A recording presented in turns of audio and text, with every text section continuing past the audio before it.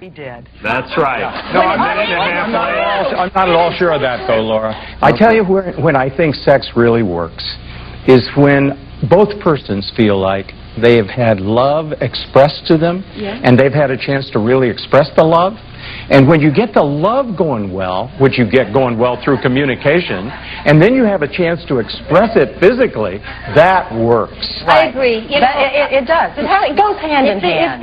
If there's baggage in the relationship that you haven't dealt with, you're not going to feel like having sex with that person. No, it's all about. Isn't that the best sex? It's all what? You know that vengeance sex? Oh, vengeance. Yeah. Oh, now we're talking vengeance Got a sex. Visa bill for $2,800, bitch. What the hell is this? Right, I gotta check the commercial.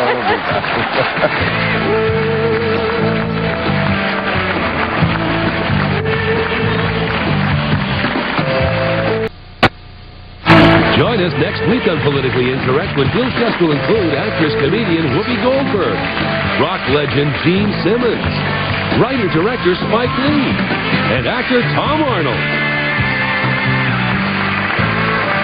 All right, we're talking about these two books about love, and of course, anyone who's married, there has to be tricks employed to keep it going. And I think statistics came out this week about how many people, men versus women, fantasize, 98%, whatever it is. There's statistics about lying. Because 100% of people do it. I think it's over 100%, Bill. I'm no doctor or psychologist, but I know it's at least 115, 120%. Common logic would suggest that. But I always wonder why. I'm the bad guy because I won't get married. But the people who are married are told by psychologists and doctors and every professional that it's okay to fantasize. Yes. No, I don't tell That's anybody just so that. emotionally. No, I wouldn't tell anybody that, Bill. Really? I tell you, that's... How do you get through it? Well, here's how you get through it. Here's how I think you get through it. You got to do it on the front end. And by the front end... Hey, we're going to get to positions in segment 3, Don. You just don't look the type. What I mean is you got to get with the right person. You got to get hooked up with the right person. No, I mean that seriously. And the front end of the right person. No, if you get with somebody who's matched with you on what we call 29 dimensions, we got 29 dimensions that we think need to be matched for you to be with what these Gen Xers are calling their soulmates. That's real possible. And it's real hopeful. And if you get with the right person who's a good match for you, let me tell you something. You'll never get bored with them sexually? Bill, you do that, right? I mean, she can't be older than 29, right? I mean, No, let me tell you something, Bill. If you are so in love with that person, because when you're around them, you feel great about yourself. So when you're having sex with your wife, you never think about anything else? Very, very seldom, because let me tell you... But let me tell you what I do think about. I do sometimes think about... I do sometimes think about other times that we've had together. You mean that you're were really fantasizing about your own wife? My fantasies about you with. But you know what?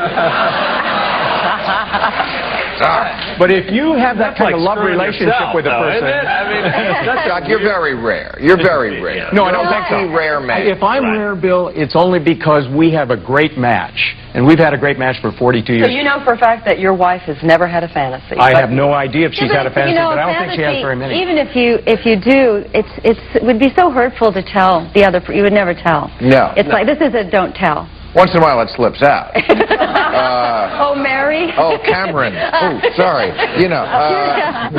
Well, what about discussing your sexual fantasies? In fact, Cher Hite, who's written 4 books on female and male sexual fantasies, claims that women who masturbate cannot orgasm unless they are actually fantasizing at the same time. And that is true. Most women need visual imagery to bring them to the brink of orgasm. Pornos. And not of their partner. Let me ask you something about this. Not necessarily. I was thinking about this earlier today while I was masturbating, actually. No, it's funny, too. I love when guys want to hear. I shook your hand.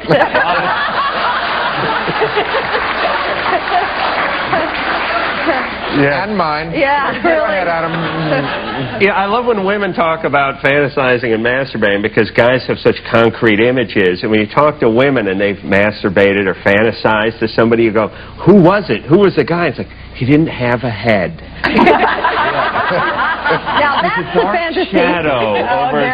They just not want to say that, so I'll get pissed They're off. absolutely lying. Really? Absolutely. You guys don't do that weird no head, headless horseman fantasy masturbation? No, and No head in my life. and if fantasies are unhealthy, I'm one sick person. Right. All right. Well, Well, I think I'm like you. I've really been lucky in love. I have a great marriage, and it's just when you are really having a relationship that works, you don't need tricks and you don't need gimmicks. You kind of just so dig each other that he's there and you're there. And the way he looks at me is so incredible, and that's kind of what does it for me. It's that he just doesn't matter what anybody else thinks, that he thinks that I'm just the greatest thing ever. well, you are. No one's arguing about that. And most people are having sex with their wife and thinking about you. So,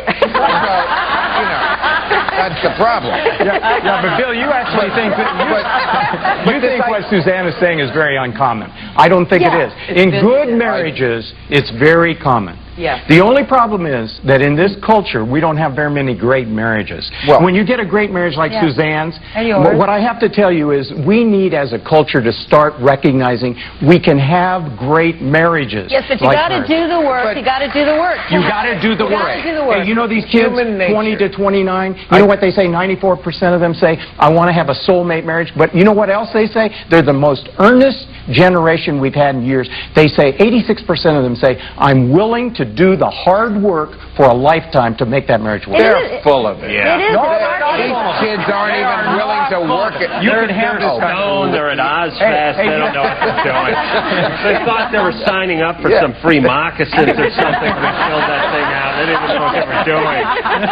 Right. You kidding? You can have a great marriage like that. Okay. But you have watched adult videos with, yes, well, so you do experiment. Sorry, I said that. So you do experiment in the bedroom. It's sort of kind of, if I have 7 careers, so that I got a lot on my mind all the time, and it sort of takes your mind off the careers. But you're watching these adult videos, Yeah. then you go into the sex. You don't think that the images in the videos might be in the man's mind? Maybe, but I'm the recipient. Well, there you have it. We've got to take another break. We'll be back.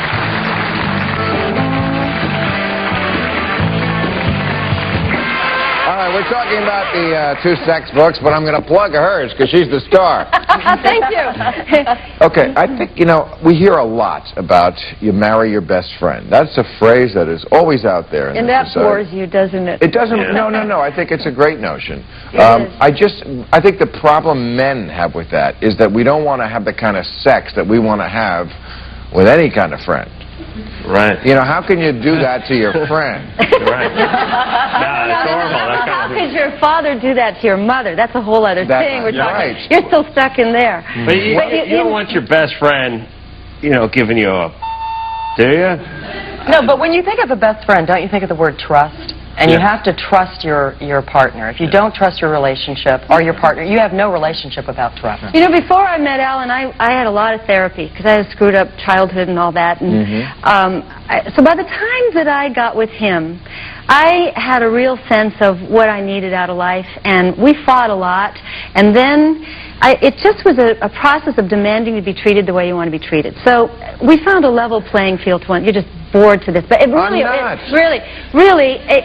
has been the key thing as to why it works for us, because we're not playing any games, and because when there's a problem, we talk about it right then.